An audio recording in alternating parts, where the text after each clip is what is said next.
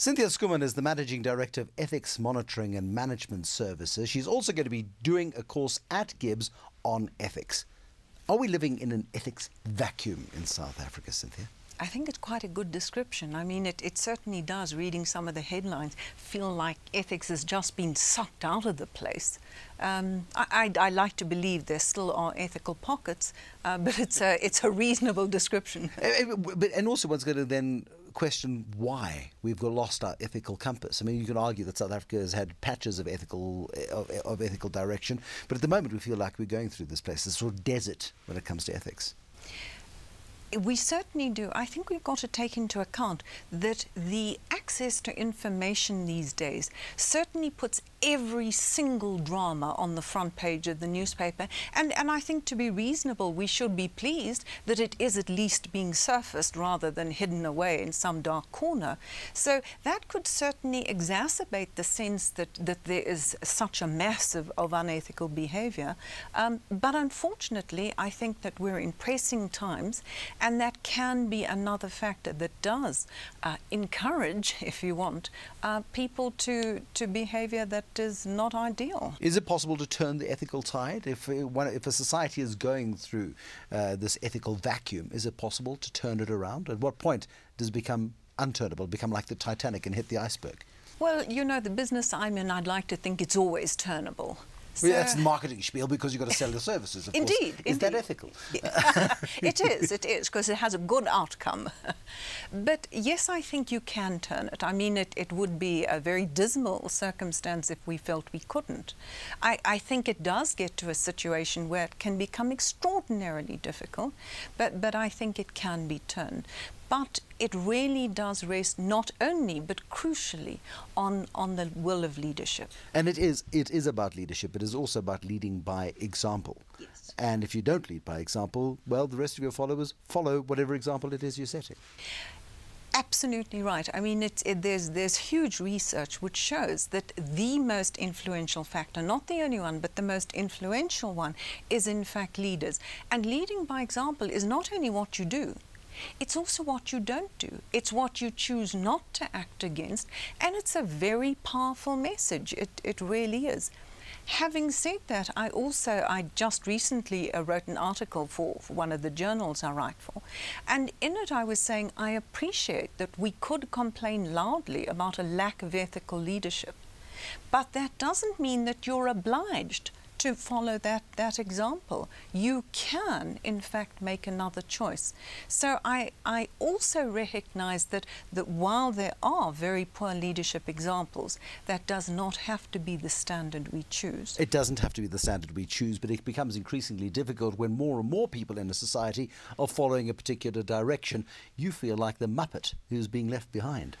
I hear that, but you know, from a business perspective, and this is not trying to make it sound, you know, like it's got lots of rewards, but from a business perspective, I believe that society is increasingly recognizing of the right thing to do, whether it is demonstrated in the attention being paid to corporate governance, to the green movement, to labor rights, to supply chain ethics. All of that is saying, you know what, there must be a better way.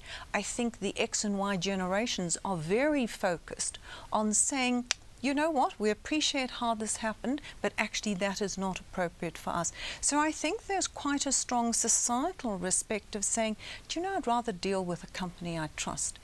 And so for me, pursuing an ethical path in business has very real rewards, not least that it can be a very distinctive source of competitive advantage. Can a business be ethical in a generally unethical environment? Because if you're the ethical people, you won't pay the bribes, you lose out on the business. And that becomes that difficult balance, doesn't it? It does, and I think that yes, you can consider that you lose out on the business. And I think where that's especially tough is when one's looking at small business and where that contract would make such a difference to that small business.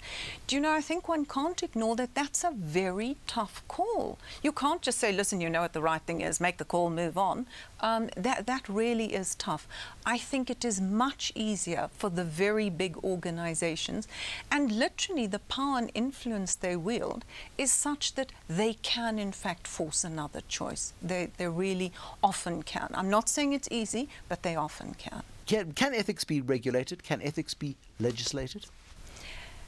Only to a certain extent. Becomes rules then, as opposed to principles. Exactly. And that's why the ministerial handbook allows legions of shocking consumptive behaviour, whereas King 3 might give you a guidance which makes you think that perhaps it's not a good idea to drive the 7 Series to the office every single morning. Good point. Indeed. You know, rules are certainly, as the classic one-liner goes, they're essential, but they're not sufficient. And there's very much a value-based element. So I almost think one can look at it, the rules, as sort of obedience to the enforceable, but there's also, if you want, obedience to the unenforceable. And that, for me, is the really high leverage area of ethics. And so from that point of view, I mean, we're doing this course here at GIBS.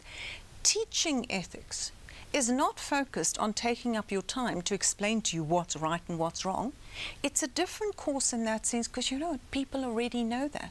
But people know what is right and wrong and make a choice at a point in time. Yes, and so what a course can do meaningfully is really equip them with a deeper understanding, a deeper insight of why it's important, what the ramifications are, and how to practically go about promoting it, so that what you're influencing is their choice. If people were inherently good, yes, and this is the cynic in me, we wouldn't have a need for King 3. Because King 3 is good manners, it's logic, and it's sensible. Exactly. It's not complicated, actually. Yes. But we need it.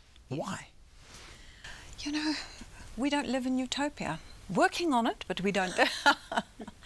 And I suppose that is, you know, what should we call it? The normal human condition.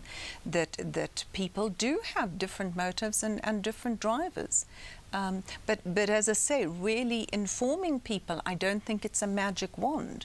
But certainly in my work, I'm often very rewarded in terms of it, where people actually say, good thing. And in fact do proceed to make better choices. But it's cost me how much?